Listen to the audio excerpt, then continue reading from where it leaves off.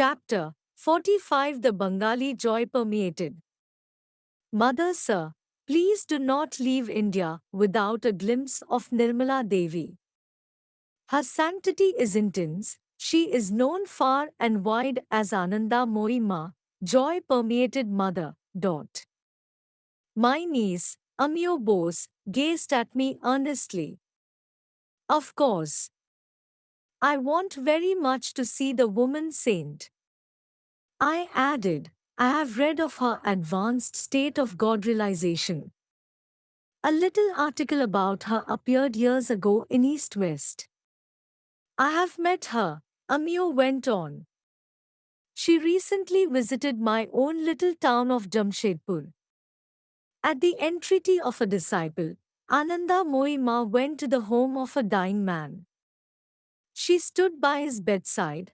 As her hand touched his forehead, his death rattle ceased. The disease vanished at once. To the man's glad astonishment, he was well. A few days later, I heard that the blissful mother was staying at the home of a disciple in the Bhawanipur section of Calcutta. Mr. Wright and I set out immediately from my father's Calcutta home. As the Ford neared the Bhawanipur house, my companion and I observed an unusual street scene. Ananda Moyi Ma was standing in an open-top automobile, blessing a throng of about 100 disciples. She was evidently on the point of departure. Mr. Wright parked the Ford some distance away and accompanied me on foot toward the quiet assemblage. The woman saint glanced in our direction. She alighted from her car and walked toward us. Father, you have come. With these fervent words, she put her arm around my neck and her head on my shoulder. Mr. Wright, to whom I had just remarked that I did not know the saint, was hugely enjoying this extraordinary demonstration of welcome. The eyes of the 100 chelas were also fixed with some surprise on the affectionate tableau. I had instantly seen that the saint was in a high state of samadhi. Utterly oblivious to her outward garb as a woman, she knew herself as the changeless soul. From that plane she was joyously greeting another devotee of God. She led me by the hand into her automobile. Ananda Moyi Ma, I am delaying your journey. I protested. Father, I am meeting you for the first time in this life, after ages, she said. Please do not leave yet. We sat together in the rear seats of the car.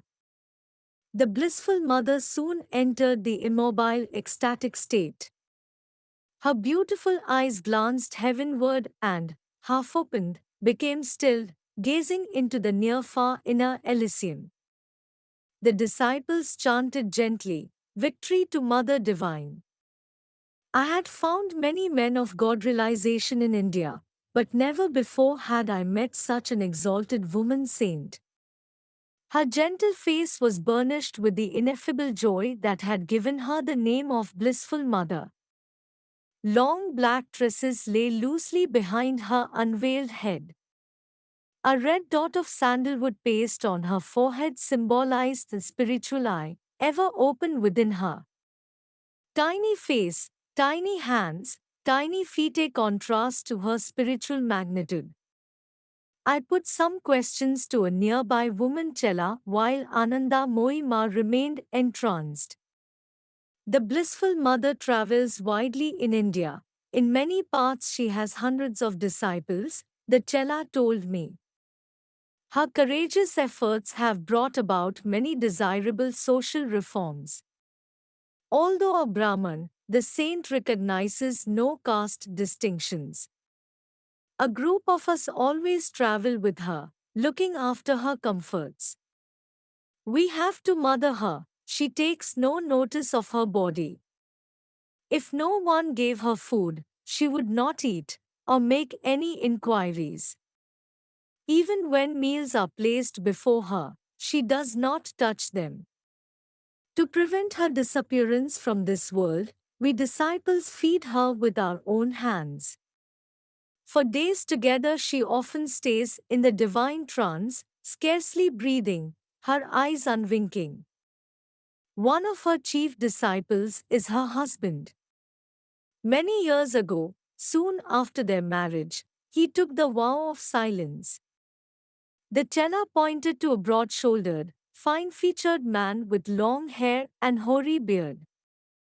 He was standing quietly in the midst of the gathering, his hands folded in a disciple's reverential attitude. Refreshed by her dip in the infinite, Ananda Moyi Ma was now focusing her consciousness on the material world. Father, please tell me where you stay. Her voice was clear and melodious.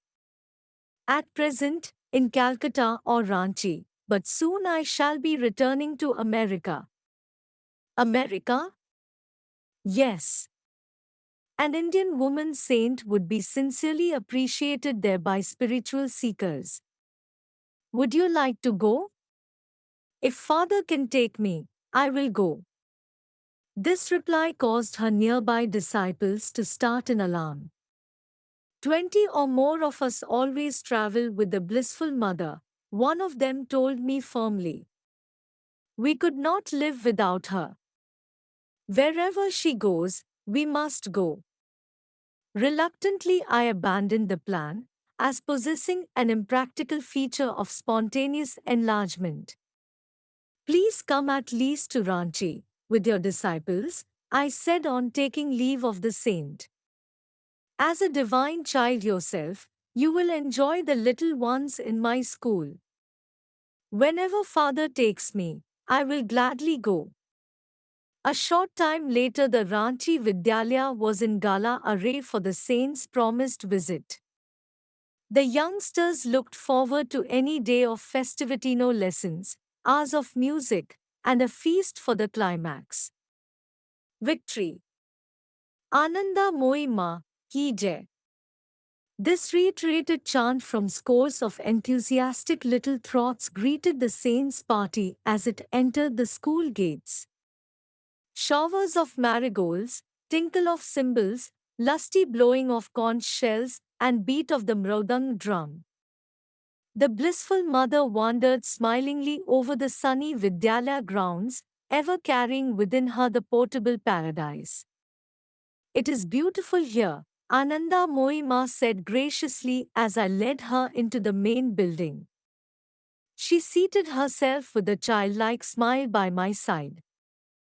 The closest of dear friends, she made one feel, yet an aura of remoteness was ever around her, the paradoxical isolation of omnipresence. Please tell me something of your life. Father knows all about it, why repeat it?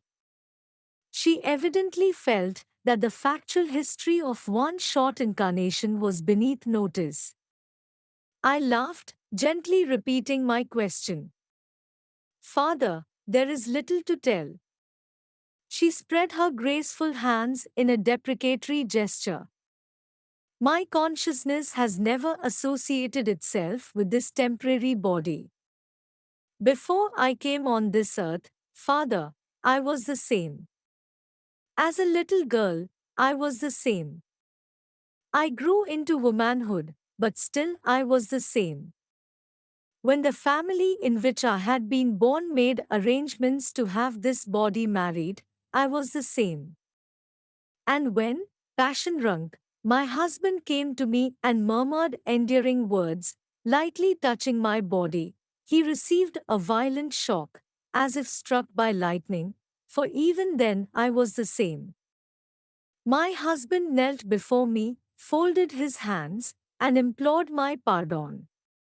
Mother, he said, because I have desecrated your bodily temple by touching it with the thought of lust, not knowing that within it dwelt not my wife, but the Divine Mother, I take this solemn vow. I shall be your disciple, a celibate follower, ever caring for you in silence, as a servant, never speaking to anyone again as long as I live. May I thus atone for the sin I have today committed against you, my Guru.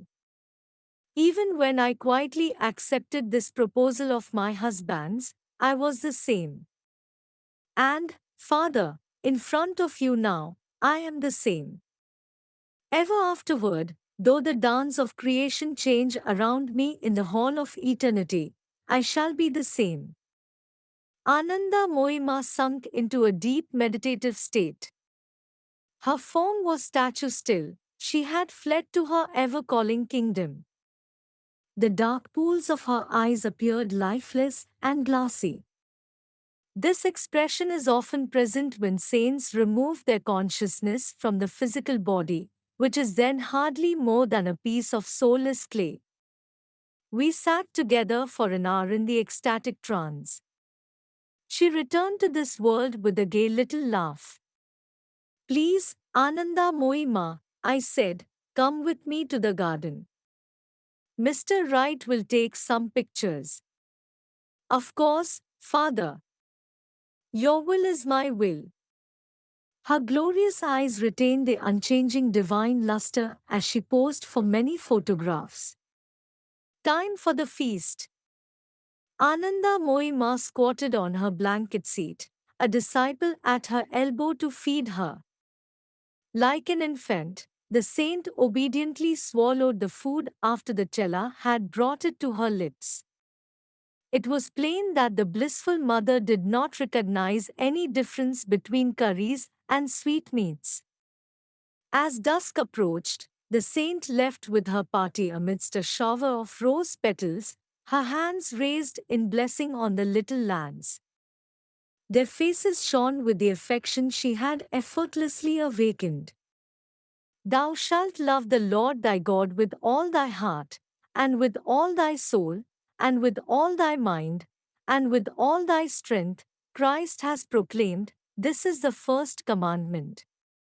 Casting aside every inferior attachment, Ananda Moima offers her sole allegiance to the Lord. Not by the hair-splitting distinctions of scholars, but by the sure logic of faith, the childlike saint has solved the only problem in human life: establishment of unity with God. Man has forgotten this stark simplicity, now befogged by a million issues.